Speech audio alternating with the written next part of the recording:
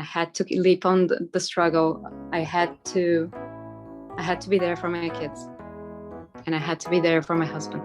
You still, at the end of it, said you could not lay down, you could not rest, you could not get up. They're not listening. They need to drink the green juice and take the blue pill and come on to the other side of the matrix.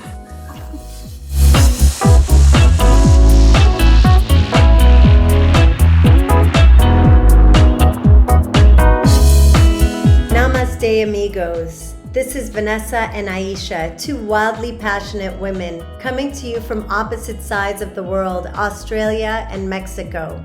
This podcast is for you, about you, all of us, all women from all walks of lives, sharing our stories, our truths, our struggles, as we uplift, transform, break boundaries, and grow. Welcome back to Namaste, amigos. Today's topic is a sensitive one, especially to me, and we have an amazing speaker today. Today we talk about cancer and how it comes into our homes faster than the pandemic that we have today, and how it affects millions of us. And it doesn't only affect the ones that are having it, but it also affects the families. About 6 months ago, my mom was diagnosed with tongue and throat cancer, mostly due to an abuse of smoking and drinking, and the combination made her have to lose a piece of her tongue and a gland. And after 8 weeks of chemotherapy and radiation, she went back and they told her that it had metastasized, and now they had to remove all the glands of her left side, as well as what looked to be a tumor by her ear. My mom's battle is far from over, and I struggle with it every day. It's a disease that not only comes unexpectedly, but it's also one that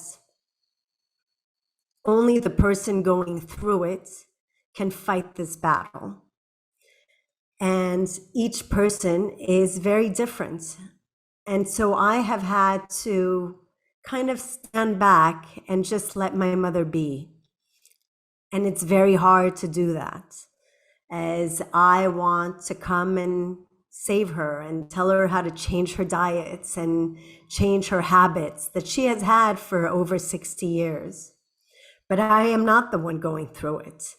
And today I want to present a very, very dear friend of mine, someone that has battled through cancer, that has an amazing story to share, and that can kind of guide us into what it looks like from their story, but then how to deal with it from an outside, from a family member's aspect.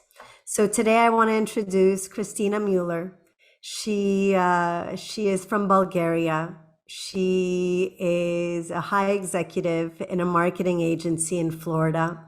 She has two beautiful children that are 6 and 7, a girl and a boy. And she's married to a very good friend of mine that I've had over 20 years. So I'm very excited to have you on our show today, Kristina. So cancer, the big C word, the big scary word that everybody talks about. I was diagnosed with cancer in January of 2020. I first found my lump in my left breast in May of 2019. When I first found it, I went to the doctor. We went through the procedural mammograms. They were not able to find any lump or mass in the beginning. They did recommend a biopsy. Because of work, because of kids, family life, I did not do the biopsy right away. I let it go by. It wasn't until 6 months later that I felt that the mass kept growing, and just something inside of me told me that I need to go check it again. I went back to the hospital. This time, a second mammogram confirmed that there is a tumor that was visible this time. A biopsy was recommended, which this time I did. And the results came that I had cancer. I never had cancer in my family. I never thought that I would have cancer. But here was me at the age of 37, 2 young kids with tons of plans in front of me, having a cancer diagnosis. The surgeon that I saw was amazing. He really helped me deal with it, not panic immediately. He told me what to expect. He was very cheerful, very encouraging. And I just felt very comfortable with him for some reason, even though I was going through something pretty intense. I had a business trip before going through surgery. I came back from Argentina. The day before, I was put under anesthesia. I had a radical double mastectomy with immediate reconstructive surgery. I had to stay in a hospital for about 4 or 5 days. And then I was sent back home with my family and my children. 10 days later, we hit the pandemic. And from there on, it was a roller coaster. It was not really the surgery that was so intense. It was really the aftermath of it. It was dealing with the recovery in a moment of a pandemic while trying to figure out the work situation, the family situation, the homeschooling situation. It was intense. It was intense. After I recovered, I started aggressive chemo because my cancer was rapidly growing. I was considered a stage 2B because of the rate of the tumor, the growth rate of the tumor, and because of the size, and also because of my age. So I went through 4 months of aggressive chemo. They call it the ACT treatment. And after that, it followed by 25 sessions of radiation, 10 years of chemo, of hormone blockers. And potentially this year, I'm going to be going through removing my ovaries to ensure that my body does not produce estrogen. And all the emotional whirlwind that has gotten me to where we are today. Thank you for sharing a little bit of that. I know that Aisha will have a bunch of follow-up questions, but I think if you could give our listeners a little bit of what your family looked at that moment. Your husband was not working, correct? And you were the house provider. So what did that feel like? That I didn't have, giving into cancer was not an option. I had to be there for my family. I had to be there for my children. I had to be there for my husband. I had to keep going. I couldn't have let myself lay in bed, feel sorry for myself, be a victim. I had to keep on fighting. I had to leap on the struggle. I had to be there for my kids, and I had to be there for my husband. I worked through chemo. I worked through radiation. I played with my kids. I was down for a few days through the post chemo days, but I had to get up. I didn't have a choice. And giving up, laying down was just never in my dictionary, never in my mindset.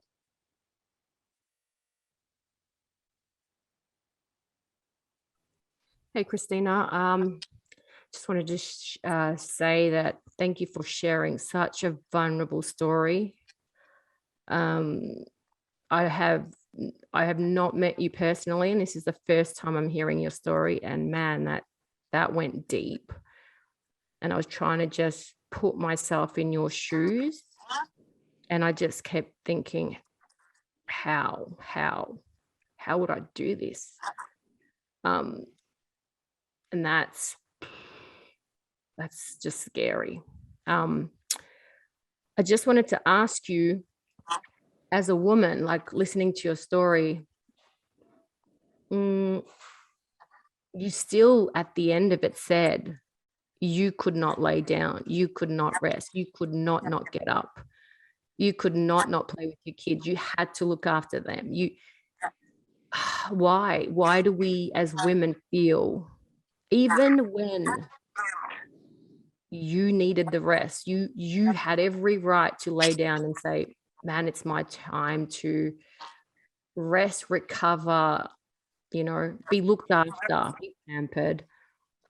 Why is it that we still have this programming saying, no, you have to get up, you have to still keep giving, you have to give to others first? Why do you think that is ingrained in us? Why? I think as women, we really expect to be everything. We've learned, society has taught us that we wanted equality. Now we're equal. Now we have all of these responsibilities outside of the house that we let people know that we are there for that. And giving up is not an option, because if you give up, then we go back 20 years in history, right? But we fought so hard to not be that. Family, I mean, every mother, every woman wants to do the best for her children, for her husband, for those around them. So whenever you feel ill, not caring for your family is not an option either. Who else would? So I think it's a combination of what we let ourselves to believe that we have to be, and what society has demanded on us as women in modern day society. So do you feel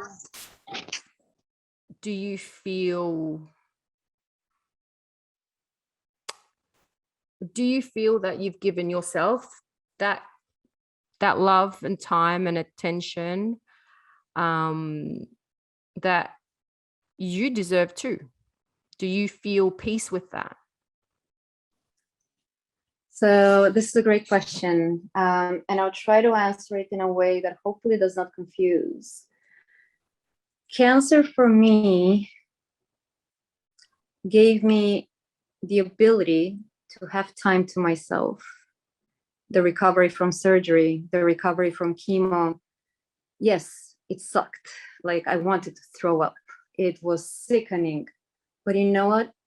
That time where I was laying in bed, that time that I had hours and hours and days that I just could not get out of bed, could not move. Every time and every attempt that I had to get out of the bed was just, I would just fall down on the floor. That time for me was magical.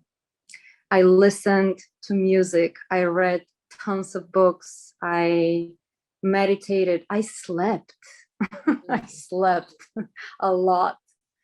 And my family gave me the space to do that. When mommy was not feeling well, my kids were not allowed in the room. My husband gave me the space to recover. And that was amazing, because I never allowed myself to do that previously. And many times, as much as I would like to think that cancer is a malicious illness, it really takes a toll on your body, takes a toll on your family.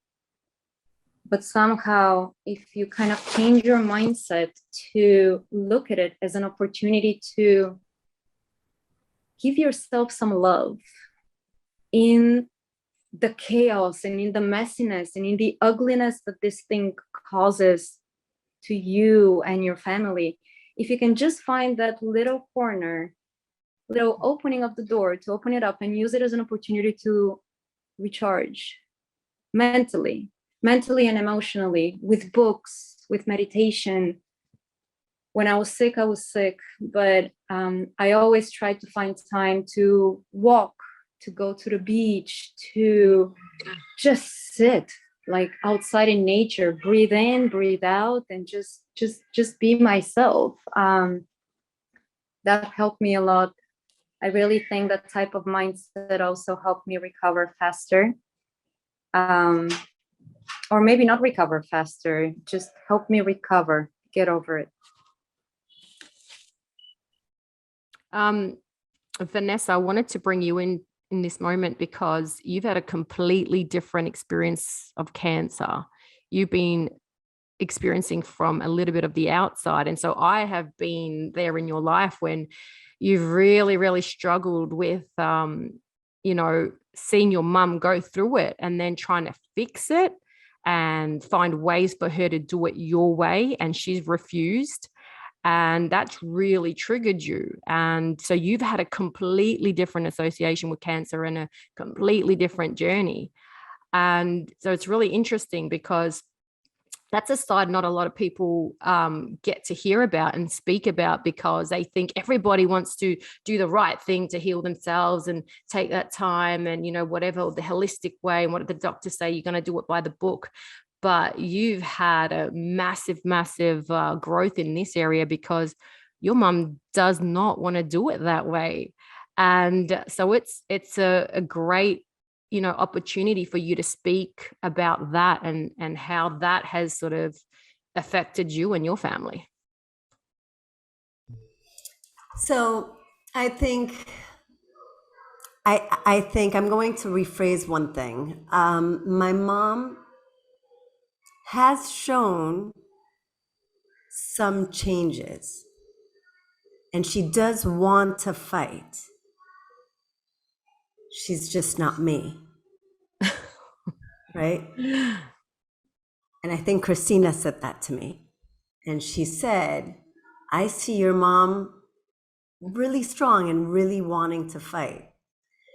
And if she has decided to still drink and not eat well, but she's in pain most of the time, who the fuck are you to tell her to not have that drink? Amen. And it hit. It hit. Like I got it.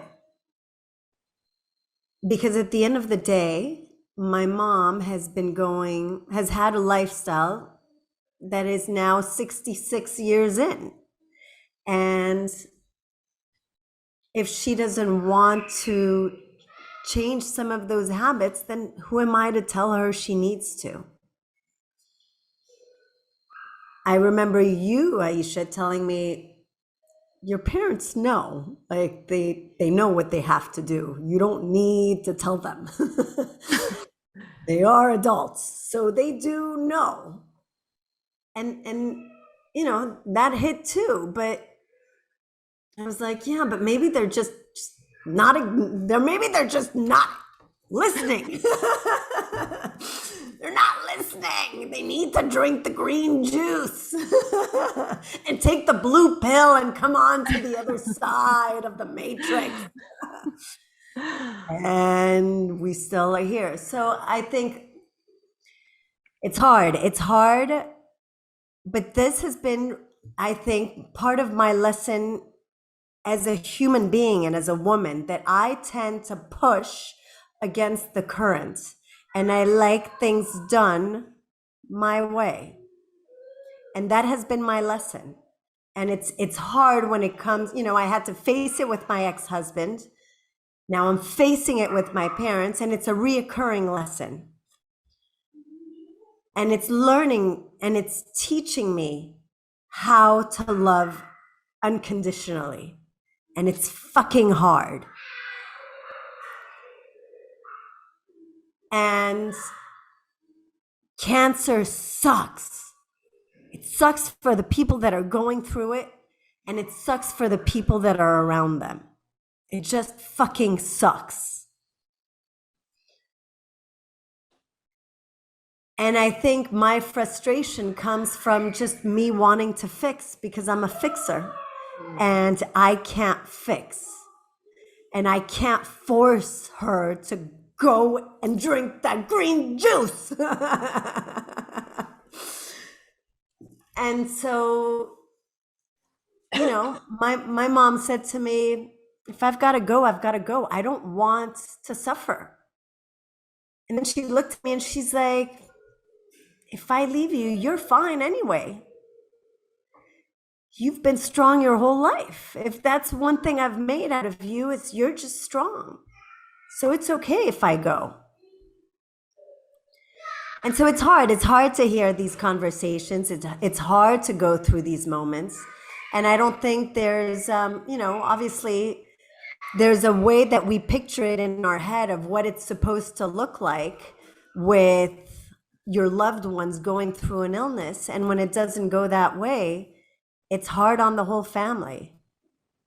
I would love for Kristina to give advice to everyone, all the families out there that are battling cancer, to let us know what, as a cancer patient, as a cancer survivor, what is it, what are the feelings that are going through your head, and how, while you're in it, and how can you help the family members around what you guys are going through?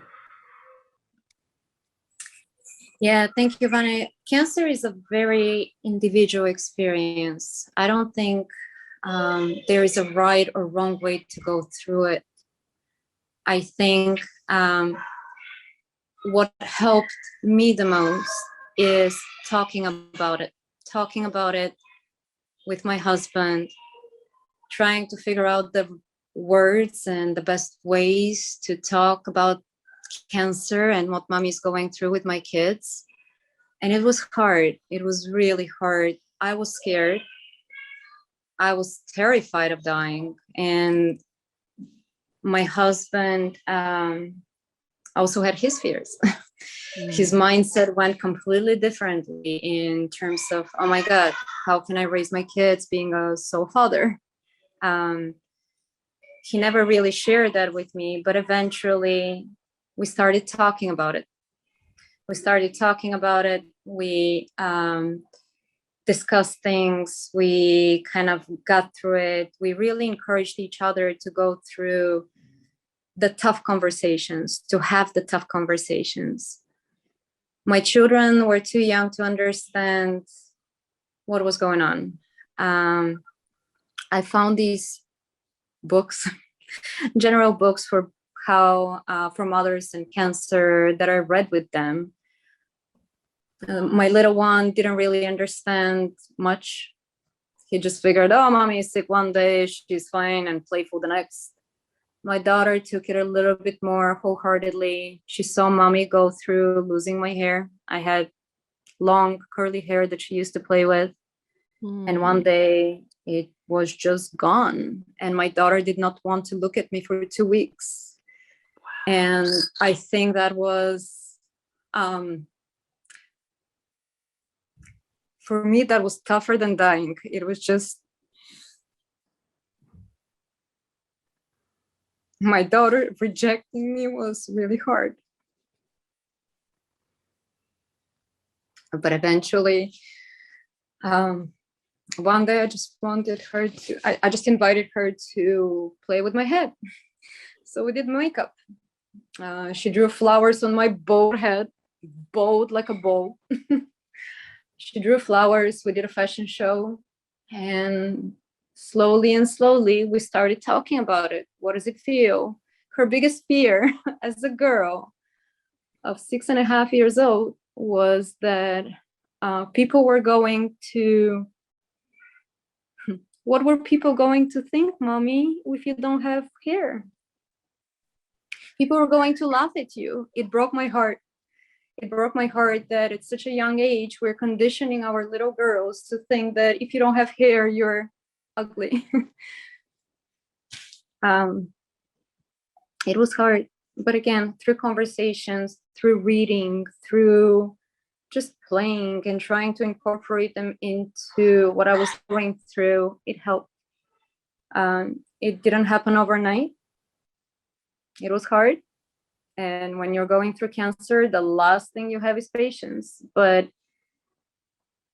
the conversations, talking about it helps you and helps your other family members know how to be around you, how to behave around you.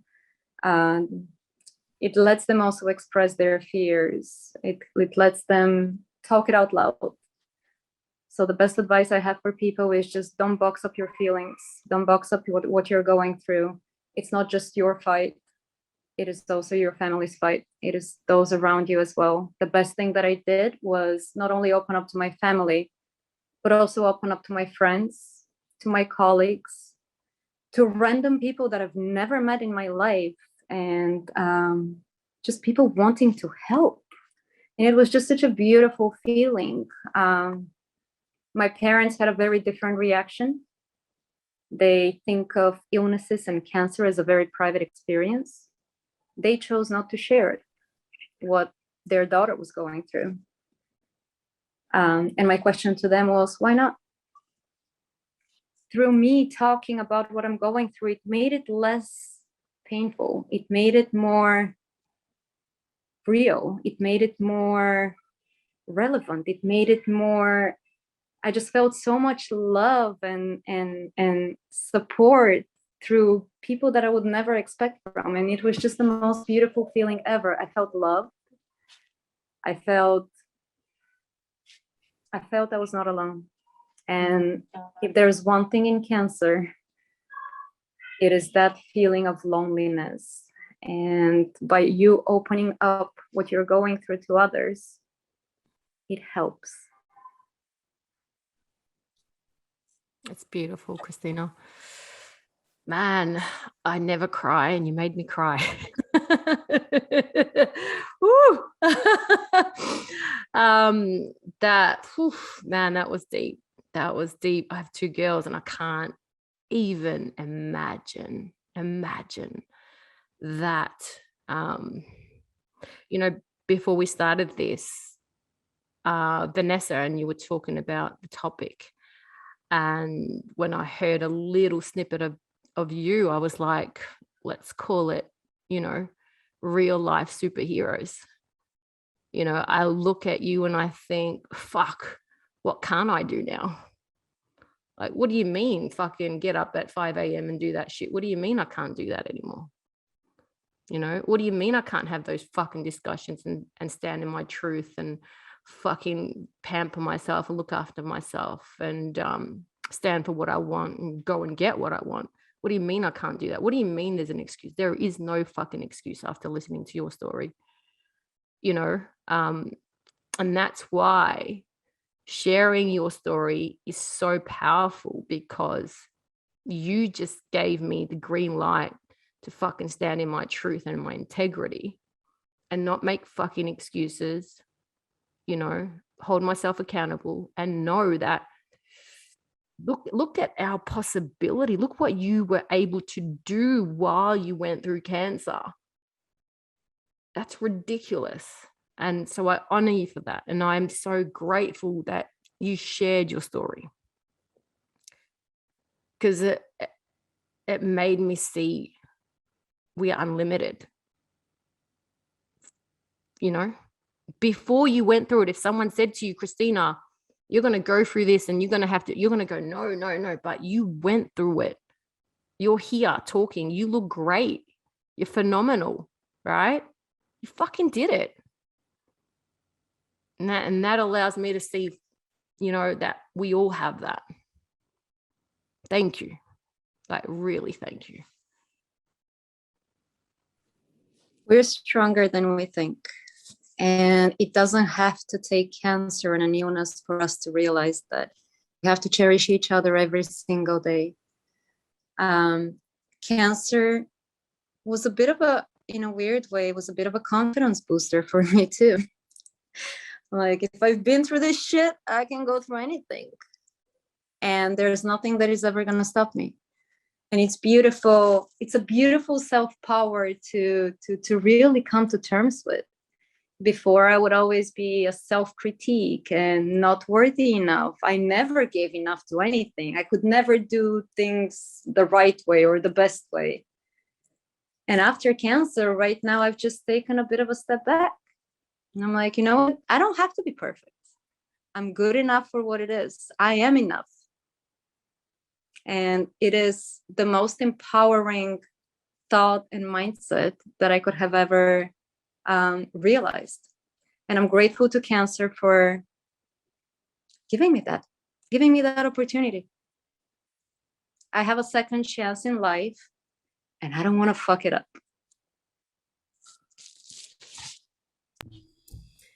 Kristina, thank you, thank you, thank you, thank you.